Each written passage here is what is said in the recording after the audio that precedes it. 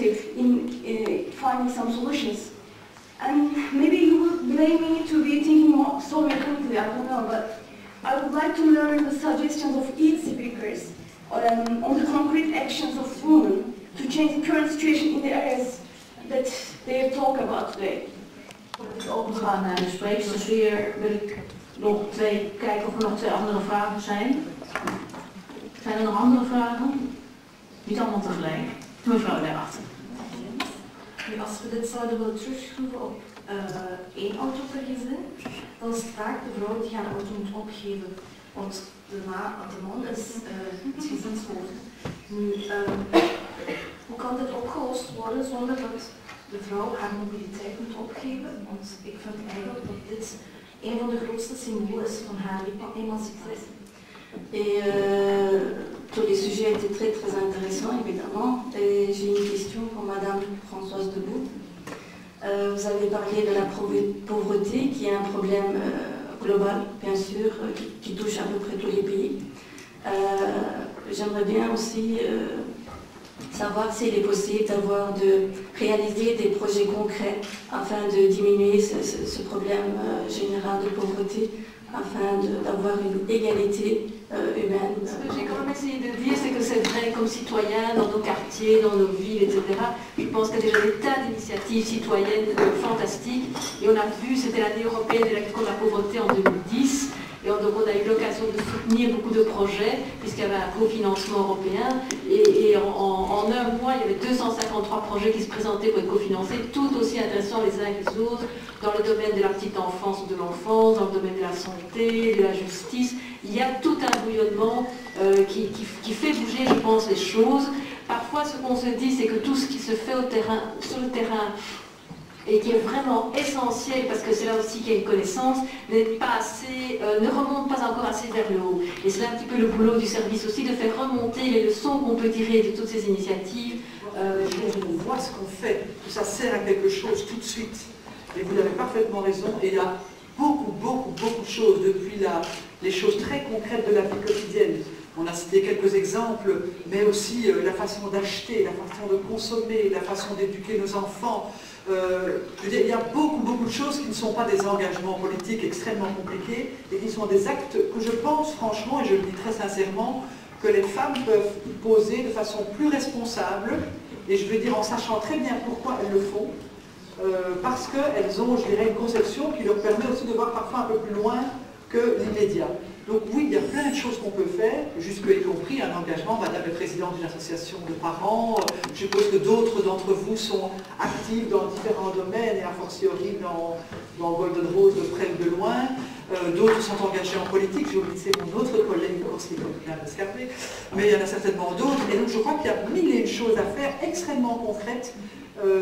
Alors c'est vrai que quand on fait de la politique, c'est comme élu, je vous le dis, et surtout comme élu européen, européenne, ça paraît loin, l'Europe c'est un truc, enfin vous n'êtes pas loin de chez vous, ici à Bruxelles, mais quand même ça paraît un peu loin, de décisions qui ont un effet très indirect sur notre vie quotidienne. C'est pas vrai du tout, évidemment la décision politique, le fait de voter une loi, de voter une directive, de voter un règlement, va évidemment s'appliquer à vous tous, on l'a dit, sur les aspects liés à la justice, au logement, mais aussi, par exemple ici au niveau européen, on vote plein de règles sur la qualité des produits, sur les normes pour protéger les consommateurs. Enfin, il y a énormément de choses. Alors c'est vrai que quand on est un élu, on fait comme ça une série de choses qu'on vote ou qu'on décide, puis après elles s'appliqueront et on ne sait plus très bien qui l'a décidé. Mais en tout cas, je peux vous dire que des choses à faire, il y en a en quantité très concrète, très directe. Et puis, franchement, je vous le dis aussi, je pense que par exemple, aller voter, ça c'est quelque chose aussi d'important. Alors je ne plaide pas, chacun vote évidemment, heureusement, pour qui il veut. Mais le fait d'aller voter, le fait de se dire un jour, une fois tous les 4 ans, ou tous les 5 ans, à l'échelle de ma commune, de ma région ou du fédéral, je vais choisir des gens qui vont me représenter, qui vont décider onze wereld. Vooral in Brussel, onze gemeenten in Brussel, in een grote stad, is het noodzakelijk voor iedereen, voor elke vrouw of man, een auto te hebben om zich te verplaatsen. Als wij gaan verder met 2 of 3 auto's per familie, Dat wil ook zeggen dat wij weten niet meer waar wij kunnen de wagen laten blijven. Er zijn niet voldoende plaatsen in onze straten.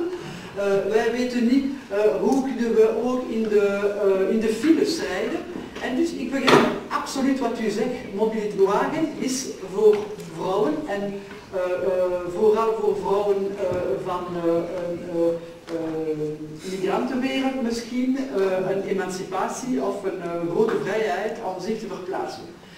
Ik wil ook zeggen dat bijvoorbeeld kunt u ook rijden met, misschien is het een beetje moeilijk, het was moeilijk voor mijn moeder.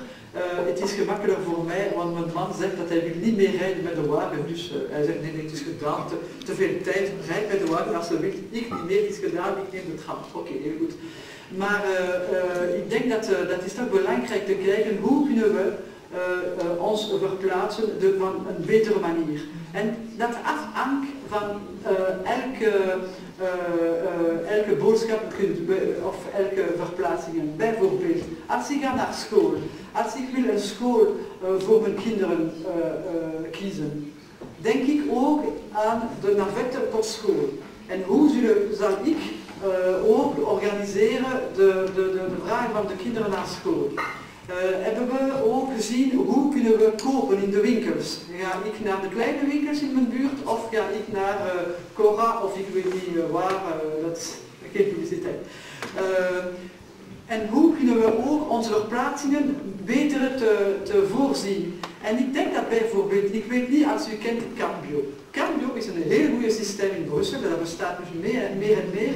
Het is een wagen die verdeeld is tussen verschillende families of verschillende personen. En dus u voorziet uw verplaatsing, u betaalt denk ik 50 euro per jaar, wat een auto dat is heel duur. Hè? In de begroting van een familie, 1 wagen is heel duur, maar 2 wagen is natuurlijk duurder. En dus als u probeert zich te verplaatsen, of met de tram, of met de bus, en dat afhangt van het moment, etc.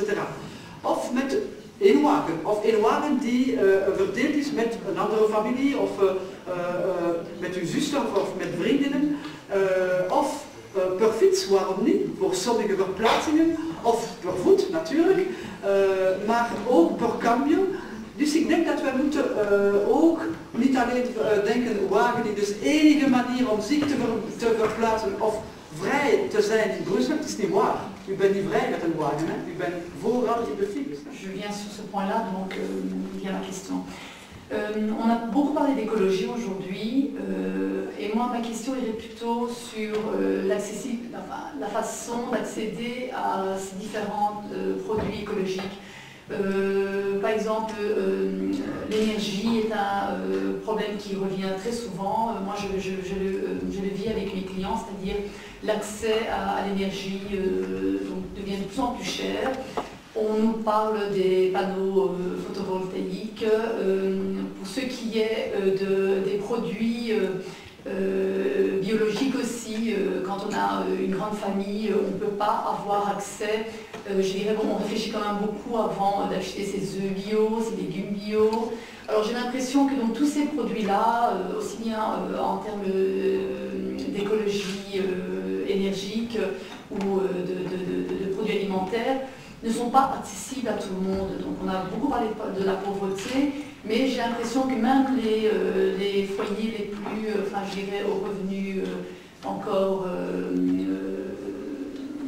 moyens ne peuvent pas accéder à ces produits-là. Est-ce qu'il y a quelque chose qui est fait pour justement permettre à tout le monde d'accéder à ces produits et de vivre de façon, entre guillemets, plus écologique et d'apporter une nourriture plus saine à nos enfants, parce que effectivement, pour certains produits, on voit que les prix peuvent aller peut-être moindres et peuvent aller à des prix beaucoup plus importants. Donc qu'est-ce qui est fait pour pouvoir permettre à tout le monde d'accéder à ces produits? Je travaille en tant que pharmacienne à Scarvet, et c'est génial parce que je connais plein de gens, plein de cultures très différentes, et mes 3 questions que j'ai choisies sont purement économiques aussi, c'est bizarre, mais donc je voulais